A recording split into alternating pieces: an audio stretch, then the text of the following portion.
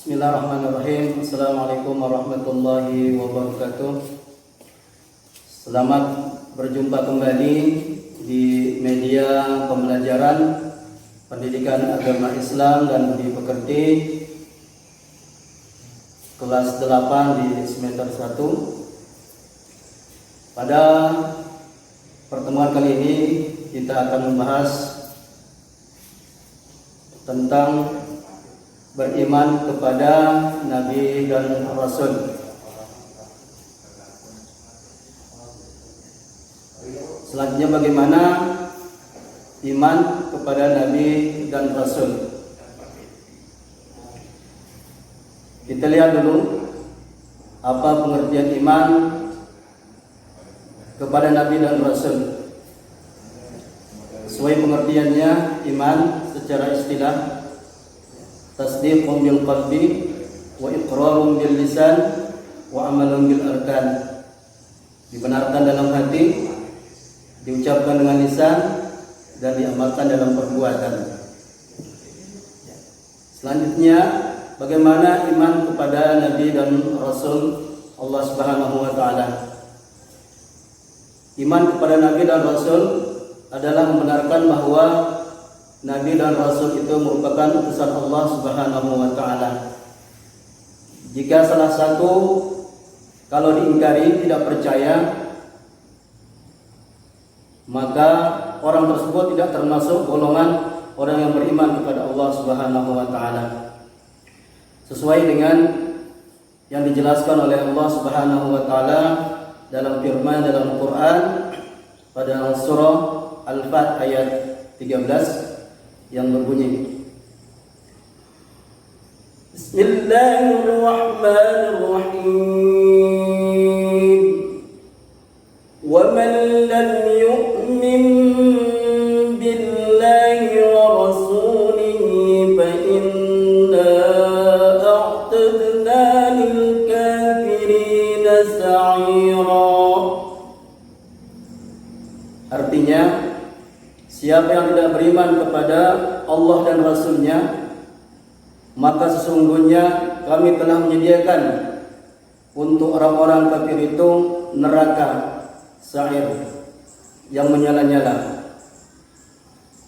Dari penjelasan ayat tersebut di atas dapat dipahami bahwa kedudukan iman kepada Rasul sama pentingnya dengan rukun-rukun iman yang lain, dan menjadi penentu seorang disebut mukmin ataukah tidak.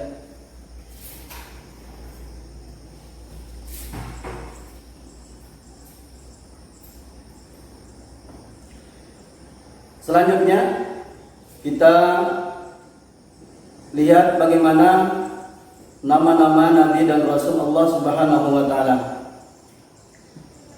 Allah Subhanahu wa taala telah mengutus beberapa nabi dan rasul sebelum nabi kita baginda Rasulullah sallallahu alaihi wasallam. Di antara mereka ada yang Allah Subhanahu wa taala ceritakan dalam Al-Qur'an, dan ada pula yang tidak diceritakan dalam Al-Qur'an. Adapun nama 25 nabi dan rasul antara lain sebagai berikut: mulai dari Nabi Adam, Idris, Nuh, Hud, Saleh, Ibrahim, Lut, Ismail, Ishaq, Yaqub, Yusuf, Su'aib, Ayub, Zulkifli, Musa, Harun, Daud, Sulaiman, Ilyas, Ilyasa, Yunus, Zakaria, Yahya, dan Nabi Muhammad sallallahu alaihi wasallam. Baik, selanjutnya kita bahas bagaimana pengertian daripada Rasul Ulul Azmi. Ya, Ulul Azmi adalah gelar dari para rasul yang memiliki bagaimana ketabahan dan keteguhan luar biasa. Ya, Rasul Ulul Azmi tersebut ini memiliki pendirian, ketabahan dalam menghadapi berbagai masalah, rintangan, cobaan dari para kaumnya dalam menjalankan tugasnya untuk menyampaikan wahyu Allah Subhanahu wa taala kepada umatnya.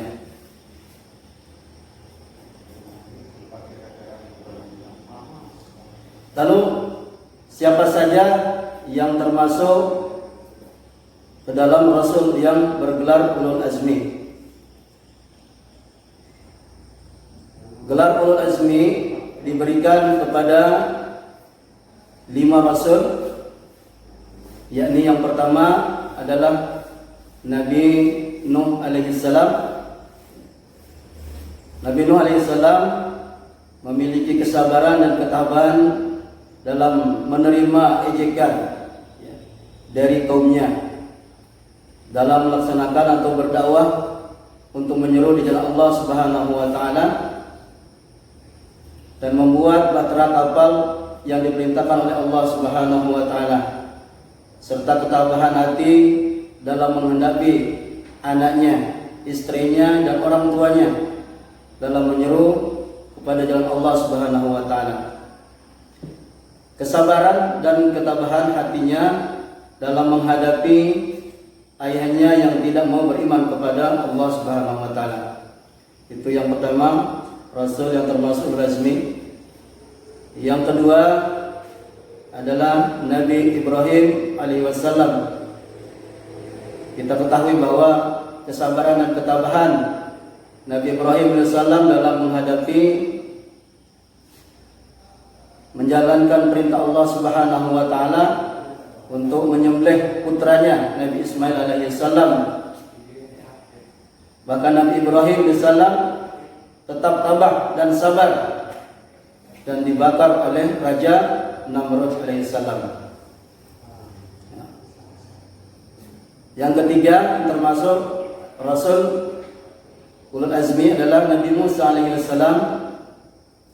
Kita ketahui bahwa Nabi Musa alaihi salam bagaimana keberanian ketabahan beliau dalam menghadapi Raja Fir'aun yang berjiwa musyrik, yang mensekutukan Allah Subhanahu wa taala, yang merupakan raja yang zalim, yang tidak mau beriman kepada Allah Subhanahu wa taala. Di samping Nabi Musa alaihi salam selalu tabah dalam membimbing kaumnya yang banyak bertanya mengenai ajaran yang didakwakan oleh Nabi Musa alaihi wasallam. Yang ketiga adalah selanjutnya yang keempat yang termasuk Rasul ulul azmi adalah Nabi Isa alaihi salam. Ya. Nabi Isa alaihi salam juga memiliki kesabaran dalam menghadapi cacian kematian kaumnya yang ditujukan kepada ibunya Siti Maryam. Selain itu, Nabi Isa alaihissalam tabah dan sabar dalam menghadapi fitnah dan pengajaran orang-orang Yahudi yang ingin membunuh Nabi Isa alaihissalam. Selanjutnya Rasul Azmi yang kelima adalah Nabi kita Nabi Muhammad sallallahu alaihi wasallam. Kita ketahui bahwa beliau Nabi kita Nabi Muhammad sallallahu alaihi wasallam begitu keteguhan, ketabahannya yang begitu luar biasa dalam melaksanakan dakwah atau perintah-perintah Allah Subhanahu wa taala. Begitu banyak mendapat cobaan, cacian, makian dari kaumnya, kaum Quraisy yang perlakuannya begitu kasar. Tapi Nabi kita adalah memiliki ketabahan, kesabaran yang luar biasa yang patut kita contoh. Baik, pembahasan selanjutnya adalah bagaimana sekarang kita ketahui sifat-sifat para rasul Allah Subhanahu wa taala.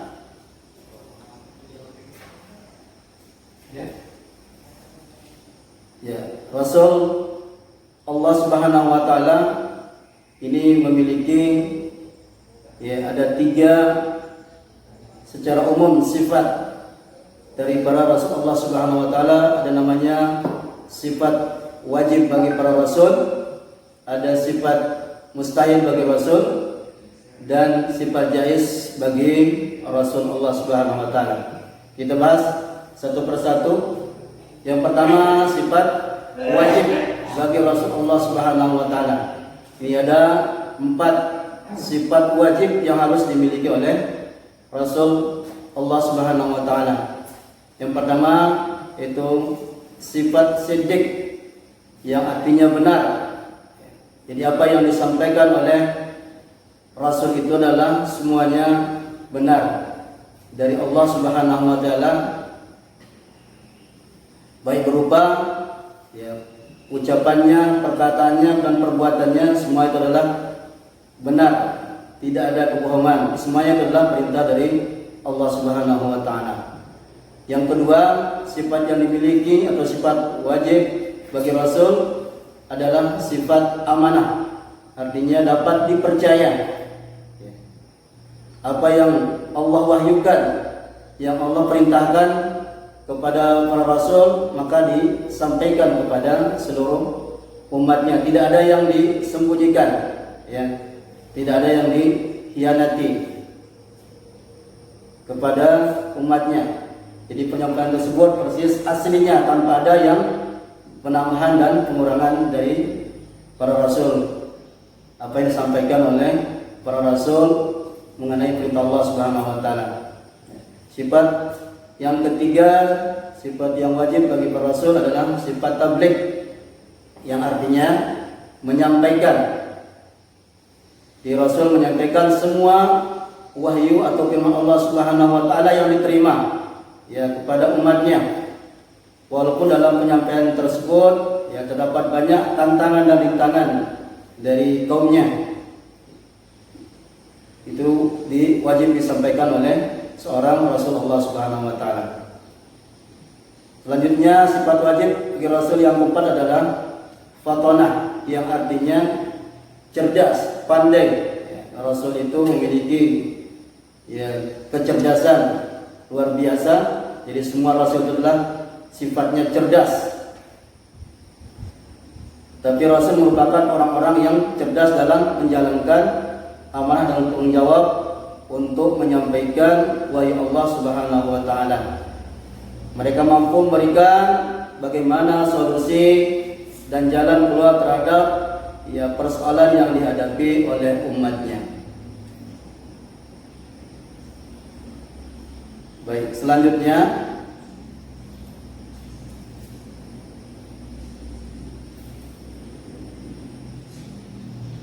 ada sifat mustahil atau lawan kata daripada sifat wajib bagi seorang rasul.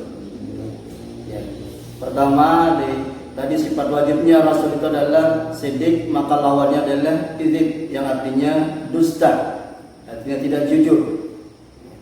Jadi mustahil para rasul itu memiliki sifat kizib atau berdusta, berbohong. Seorang rasul tidak mungkin akan berdusta dalam menyampaikan wahyu Allah Subhanahu wa taala. Sifat mustahil yang kedua, lawan kata dari sifat amanah itu khianat, itu tidak dapat dipercaya. Seorang rasul tidak mungkin memiliki sifat khianat, karena rasul adalah manusia pilihan Allah Subhanahu wa taala, sehingga dalam menyampaikan wahyu banyak orang yang akan percaya dengan apa yang disampaikan. Selanjutnya, sifat mustahil bagi para rasul, lawan kata dari kata tabligh, lawan katanya adalah kitman, menyembunyikan. Rasul itu tidak akan mungkin menyembunyikan ajaran Allah Subhanahu wa taala yang telah diperintahkan. Tugas kerasulannya memang untuk menyampaikan wahyu dari Allah Subhanahu wa taala kepada umatnya. Yang keempat, sifat mustahil rasul, lawan kata dari fatonah, yaitu adalah balada, yang artinya bodoh. Seorang rasul mustahil bersifat bodoh, karena seorang rasul adalah manusia pilihan Allah Subhanahu wa taala. Penerapan pada jalan kebenaran Allah Subhanahu wa taala dalam menyampaikan wahyu Allah Subhanahu wa taala. Baiklah, selanjutnya kita lanjutkan pembahasannya tentang bagaimana tugas daripada para rasul Allah Subhanahu wa taala. Ya, sesuai dengan di Al-Qur'an sudah dijelaskan bahwa tugas dari para rasul yang Allah sudah firmankan dalam Al-Qur'an. Bismillahirrahmanirrahim. Inna arsalnaka bil haqqi basyiran wa nadhira. Baik. Dari ayat tersebut ada beberapa tugas dari rasul, antara lain sebagai berikut. Yang pertama adalah tugas para rasul menyampaikan risalah dari Allah Subhanahu wa taala, menyampaikan wahyu pembelajaran dari Allah Subhanahu wa taala. Yang kedua, tugas yang kedua mengajarkan ajaran ketauhidan atau ajaran bagaimana mengesahkan Allah Subhanahu wa taala, tidak mempersekutukan Allah Subhanahu wa taala, ya. Sesuai dengan Quran surah Al-Ikhlas, qul huwallahu ahad. Katakanlah bahwa Tuhan itu adalah satu. Itu tugas yang kedua daripada rasul. Tugas yang ketiga, bagaimana mengajarkan cara beribadah kepada Allah Subhanahu wa taala. Jadi karena sifatnya dalam Al-Qur'an perintah ibadah itu secara umum, maka Rasul menjelaskan bagaimana cara-cara dalam beribadah kepada Allah Subhanahu wa taala. Itu yang disampaikan oleh para rasul Allah Subhanahu wa taala. Yang keempat, tugas dari para rasul bagaimana menjelaskan hukum-hukum dari Allah Subhanahu wa taala, baik berupa perintah maupun larangan Allah Subhanahu wa taala. Di para rasul bagaimana menjelaskan bagaimana perintah Allah, apa saja yang dilarang oleh Allah Subhanahu wa taala, maka para rasul menjelaskannya. Selanjutnya, tugas yang kelima, menunjukkan jalan yang lurus, atau dalam Al-Quran disebut ihdinas siratal mustaqim, jalan para nabi rasul. Ya, nanti bagi supaya umat manusia tidak tersesat, maka Rasul memberikan tuntunan supaya manusia berjalan berakidah sesuai dengan tuntunan yang diberikan oleh para rasul supaya selamat di dunia dan akhirat.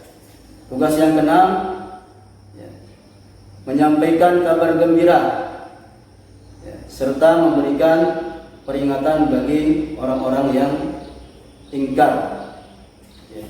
Maksudnya memberikan kabar gembira kepada umatnya tentang syurga, bahwa perbuatan nanti yang baik itu akan Allah balas dengan syurga. Adapun peringatan bagi mereka yang melanggar perintah Allah Subhanahu wa taala, maka akan diganjar dengan ganjaran api neraka atau siksaan dari Allah Subhanahu wa taala berupa neraka.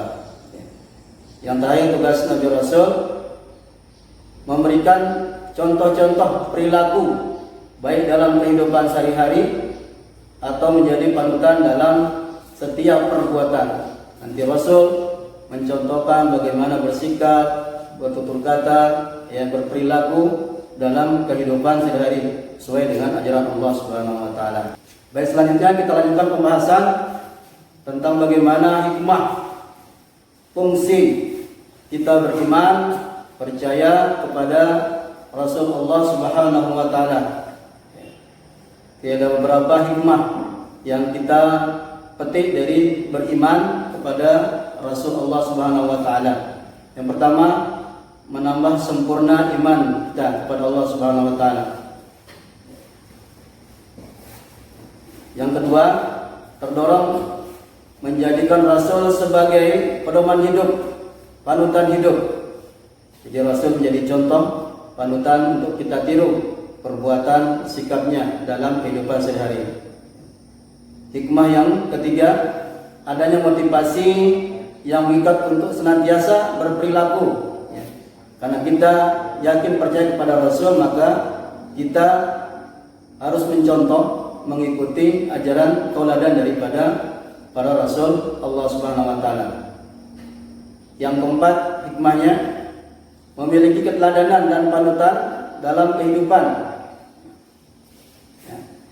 Sesuai dengan Al-Quran sudah dijelaskan di Al-Ahzab, ya, sebagai itu adalah sebagai uswatun hasanah, sebagai suri tauladan kita dalam menjalani kehidupan. Itu yang kita contoh daripada Rasulullah Subhanahu wa taala. Hikmah yang kelima, lebih memahami dan sadar akan tugas dan sebagai hamba Allah Subhanahu wa taala.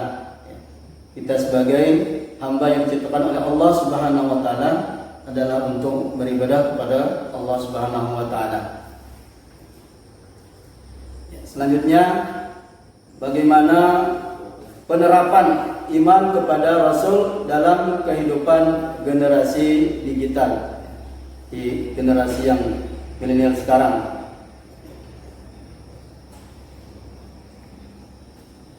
Kita lihat mengenali berbagai karakter generasi digital. Ini ada 5 karakter generasi digital. Yang pertama namanya baby boomers yang lahir antara tahun 1946 sampai 1960. Yang kedua namanya generasi X, lahir antara tahun 1961 sampai 1980.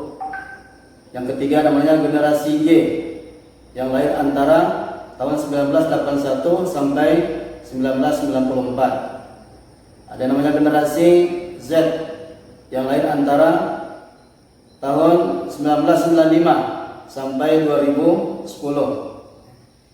Yang terakhir ada generasi Alpha, lahir tahun 2011 sampai sekarang.